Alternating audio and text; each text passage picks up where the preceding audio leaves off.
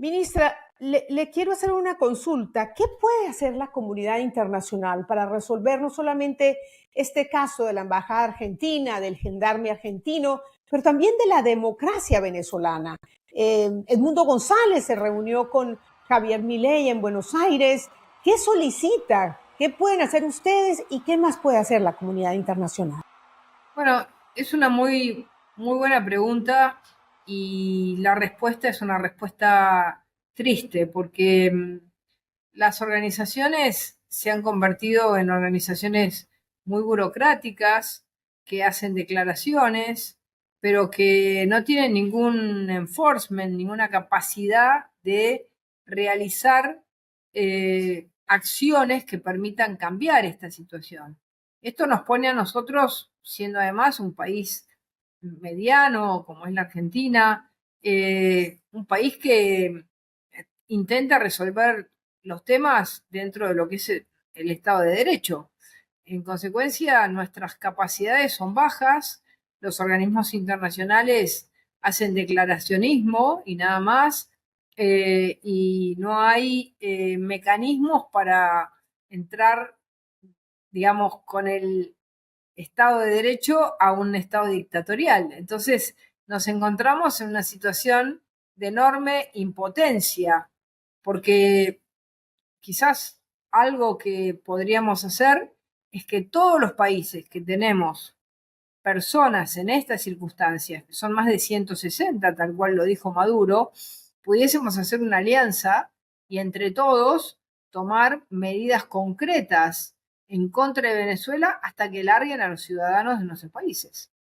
¿Y cómo qué medidas? ¿A qué se refiere específicamente? Bueno, justamente no quiero adelantar nada porque son muchos países los que tienen personas secuestradas.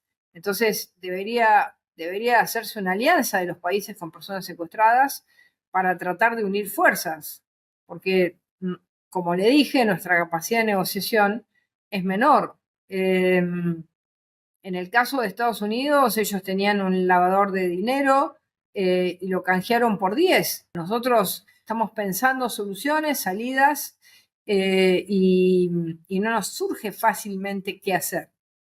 Claro. Ya, bueno, hay voces que están hablando de una posible intervención humanitaria, obviamente que es una intervención militar, otras voces que hablan de un alzamiento armado, de una rebelión armada de los venezolanos.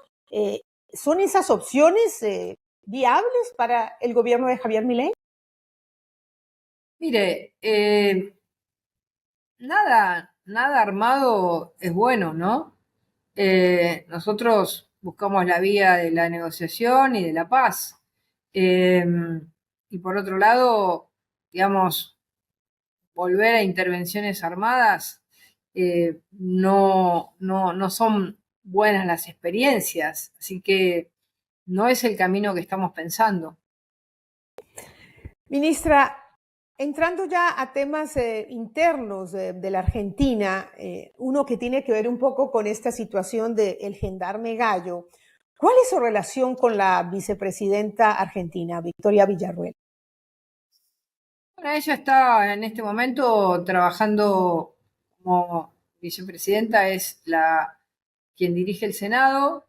Hoy en la Argentina hay sesiones extraordinarias que ha convocado el gobierno y el jefe de gabinete la ha convocado a trabajar la agenda de los temas que tiene el gobierno que ha mandado extraordinarias. Así que eh, está, digamos, hay una cierta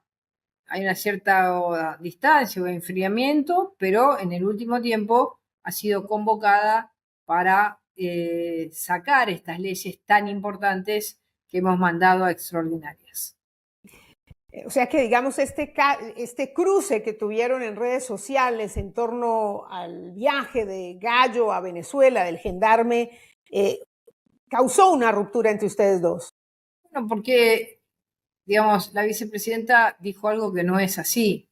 Dijo que yo no lo tendría que haber mandado. Y la ministra no se entera de los trámites administrativos de los permisos de viaje que tiene la gendarmería o cualquier otra fuerza. Sin duda que si a mí me hubiera llegado ese trámite, yo puedo tener una mirada geopolítica, geoestratégica distinta a la que puede tener el director de personal de la Gendarmería, que no entendió que podía ser un problema o que podía suceder esto, lo cual, por supuesto que a partir de esta situación, ahora tenemos mucho más cuidado cuando piden permiso para viajes, pero no fue de mala voluntad y yo no me enteré. Yo me enteré cuando me enteré que lo habían secuestrado, porque es un trámite burocrático el que se hace para pedir permiso para salir del país. Ahora hablemos de la cartera del ministerio que usted lidera. Hace poco ofreció un balance de este primer año en la gestión, un balance donde compara a la Argentina con más de 100 países en el mundo. Usted citaba un estudio que muestra a la Argentina con una reducción significativa del crimen y de los homicidios. Me pregunto cómo lo han logrado en tan poco tiempo, ministra, y en un país donde no se oye que han abusado de los derechos humanos. En fin, no hay un cuestionamiento de abuso de poder para lograr este balance aparentemente positivo en la reducción del crimen. Bueno, en primer lugar nos pusimos al frente. Quizás la filosofía que había en la Argentina era una filosofía equivocada, donde se le daba mucho más importancia a los delincuentes que a las víctimas o que la seguridad ciudadana. Nosotros tenemos una filosofía más fuerte respecto a aquellos que matan, que violan, que roban, que son parte del crimen organizado. Y comenzamos una tarea muy fuerte, primero en la zona que estaba tomada de alguna manera por el narcotráfico, que era la ciudad de Rosario.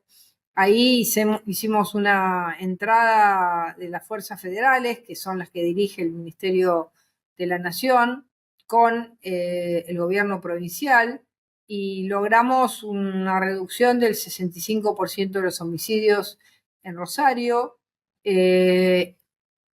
tomando de alguna manera, varias verticales, ¿no? Es decir, por un lado, hicimos un sistema de alto riesgo para los presos que utilizaban la cárcel como un home office y desde ahí seguían manejando el delito, cortamos toda esa posibilidad, aislamos a los presos de alto riesgo, los jefes de las bandas, generamos un sistema en el que, digamos, no pueden tener más visitas que terminan siendo quienes mandan los mensajes afuera, llamadas telefónicas que eran utilizadas para dar órdenes.